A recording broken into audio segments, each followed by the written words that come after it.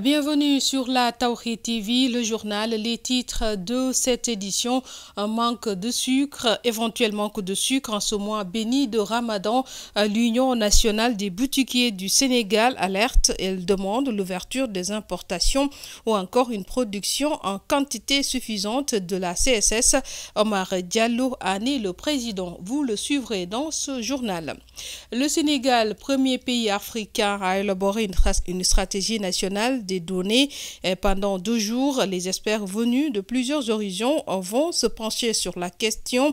Le ministre de la Communication, des Télécommunications et de l'Économie numérique s'est réjoui de cette rencontre et a procédé au lancement des travaux accompagnés de ses partenaires. Journée mondiale de lutte contre la tuberculose qui est célébrée ce 24 mars. Selon la coordinatrice, c'est une des maladies les plus mortelles au monde. Elle sensibilise la population. Nous y reviendrons. Et puis le desk religieux de la Tawhid TV qui a démarré sa 3e édition du concours Mélodie du Coran et c'est en partenariat avec le CICES. Bienvenue à toutes et à tous dans ce journal. Célébration ce 24 mars de la journée mondiale de lutte contre la tuberculose.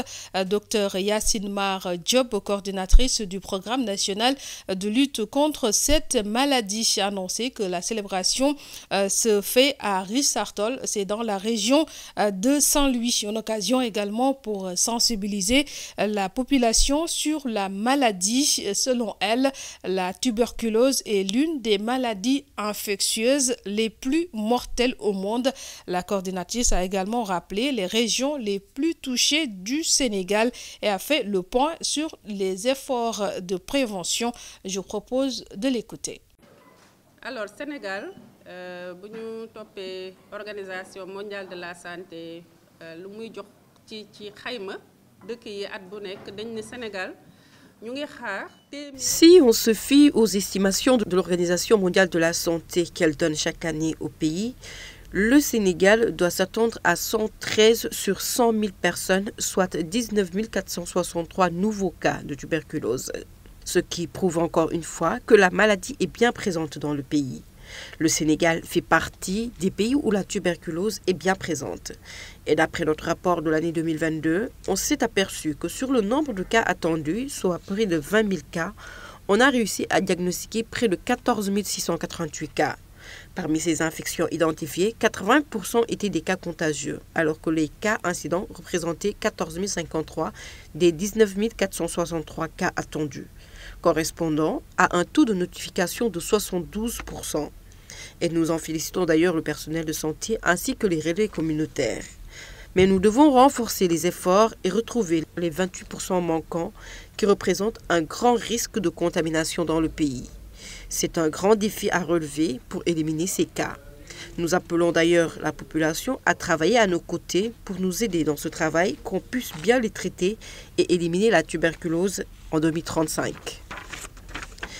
Cette maladie est fréquente dans les régions les plus habitées du Sénégal. En effet, 6 ont été cités comme étant les plus touchées par la tuberculose. C'est le cas de la région de Dakar qui enregistre à elle seule plus de 40%. Après Saint-Sulpice, Diourbel, Ziguinchor et Saint-Louis. C'est d'ailleurs là une des raisons pour lesquelles nous célébrons ce 24 mars la journée mondiale de lutte contre la tuberculose à Richard-Toll pour sensibiliser toute la population sur la maladie et les faire participer à son éradication dans le pays. Diourbel, Kaolack, Ziguinchor, Saint-Louis, donc loolu moo bokk un peu sax ci raison yi tax atum ren journée mondiale lutte contre la tuberculose ñu koy dem célébrer ji ba Richard-Toll. Et puis le ministre de la Communication, des Télécommunications et de l'Économie numérique qui a procédé au lancement ce jeudi des travaux sur la stratégie nationale des données du Sénégal. Le Sénégal qui est le premier pays africain à élaborer cette stratégie de la collecte à la protection. Tout sera passé au peigne fin. Cette initiative entre dans le cadre de la promotion de l'innovation, notamment de la souveraineté numérique économique de notre pays. Compte rendu. Les données sont considérées aujourd'hui comme une ressource infinie.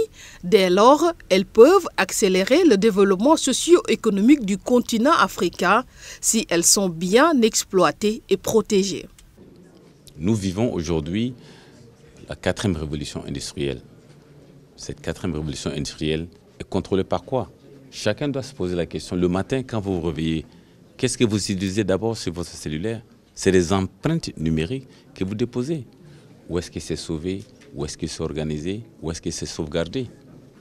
Il est temps que les pays, par exemple, aient leur souveraineté au niveau de l'Afrique en général et Sénégal en particulier, savoir cette donnée, comment il faut mettre une stratégie en place pour protéger cette donnée pour le Sénégal et pour l'Afrique en général. Le Sénégal est le premier pays africain à avoir élaboré la stratégie nationale des données, initiative que salue le ministre de la Communication, des Télécommunications et de l'économie numérique, avant d'estimer que ce sera de la valeur ajoutée pour notre pays. Vous savez très bien que nous avons toute une réglementation autour de cette question des données, qui est une question fondamentale et qui est ce que j'appelle souvent la guerre des données, qui est aujourd'hui un enjeu mondial et qui doit nécessairement aussi se régler au niveau supra-étatique, c'est-à-dire au niveau sous-régional ou même au niveau continental. Mais par contre, il est important d'abord que chaque pays au moins ait une stratégie. Comment gouverner nos données, comment gérer nos données, comment s'approprier de nos données et comment exploiter nos données tout en les sécurisant. Donc voilà le Sénégal aujourd'hui, qui est aujourd'hui le premier pays africain à élaborer une stratégie nationale des données. Et donc voilà ce travail qu'on est en train de faire et que nous espérons que d'ici quelques jours, que nous aurons notre stratégie sénégalaise des données. Et voilà toute l'importance de cet atelier. Cette initiative du Sénégal d'élaborer une stratégie nationale des données est accompagnée par Smart Africa, le projet data économique de la GIZ, mais également la Team Europe, justement pour une économie plus forte et créatrice d'emplois. Éventuel manque de sucre sur le marché, l'Union nationale des boutiquiers du Sénégal monte au créneau pour alerter sur la situation. Elle dit ne pas voir le sucre et préconise comme solution l'ouverture des importations du produit ou encore que l'État puisse revoir les prix homologués. Elle faisait face à la presse ce mercredi. Je propose de suivre les propos de son président. Il s'appelle Omar Diallo. En fait liñ fi dégale mooy ginnaaw bu ñu bàyyi xel ne weer koor gi dikk na ba pare te dëkk bi suukar. Nous sommes au mois béni de Ramadan et on ne voit pas de sucre. C'est ça la réalité. Le gouvernement nous dit qu'il y en a. Il nous dit qu'il y a le sucre. La CSS également dit que le sucre est là. Mais nous, on ne voit rien. C'est ça le problème. Et le sucre fait partie des denrées des plus utilisées au Sénégal par rapport au mois de Ramadan. Nous le savons tous. Alors s'il n'y en a pas, ça pose problème. Là, ils s'acquisent mutuellement. Le sucre, en tout cas, on ne le voit pas. Et encore, s'il existe, c'est en petite quantité.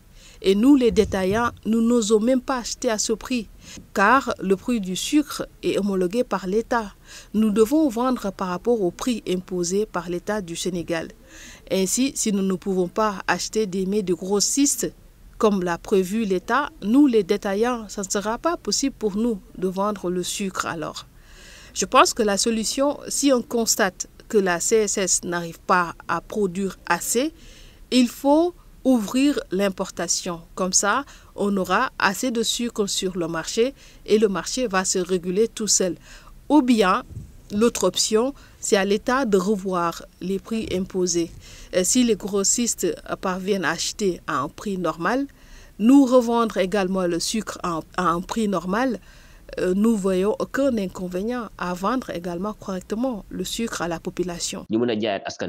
Et pour terminer ce journal, à présent, nous parlons du programme de Tawhid TV en ce mois béni de Ramadan, le desk religieux qui a démarré sa 3e édition du concours Mélodie du Coran grâce à son partenariat avec le CICES, 2 ans de partenariat, un concept religieux aimé et sollicité par la population selon le chef de desk religieux Abdul Aziz Thiam, qui rappelle que ce concours est ouvert à tous les musulmans soucieux d'améliorer ses études islamiques. Je propose de l'écouter.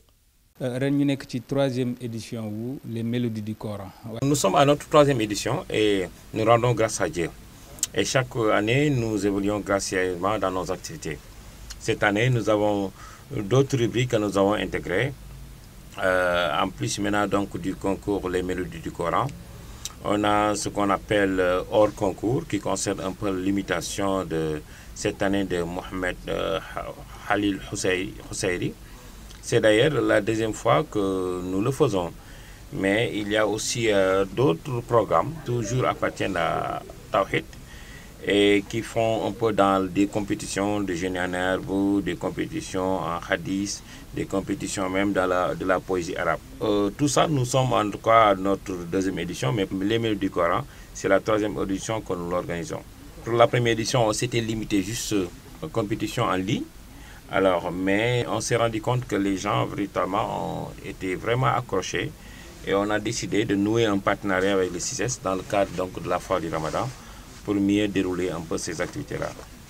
Il faut dire également que nous avons terminé la présélection et nous entamons présentement les phases finales car juste après les présélections, dans les différentes rubriques, Mélodie du Coran, hors concours, Majazat et autres, bientôt nous allons démarrer les phases finales car nous avons déjà également, comme je l'ai dit, procédé à une présélection au niveau national. Alors, il nous reste justement les quarts de finale, les demi-finales et la finale. Bon, il faut dire également que nous aurions voulu avoir une participation au niveau même international, car l'année dernière, on a eu un candidat qui nous venait du Maroc. D'ailleurs, c'est lui qui a remporté le premier prix. Mais pour les dernières années, nous nous limitons au Sénégal. On veut quand même, alors au mieux, faire participer, en tout cas, les 14 régions du Sénégal. Alors, il faut dire également qu'il n'y a pas de limite d'âge pour les différents concours. Ceux qui sont intéressés peuvent également peut-être participer, mais bon, la présélection est terminée. Maintenant, véritablement, on entame, et si Dieu le veut bien, donc la dernière étape, un peu, qui se trouve être les phases finales. Les mélodies du Coran. C'est la fin de cette édition. Merci de nous avoir suivis. Excellente suite des programmes sur la Tawhid TV, la chaîne de l'espoir.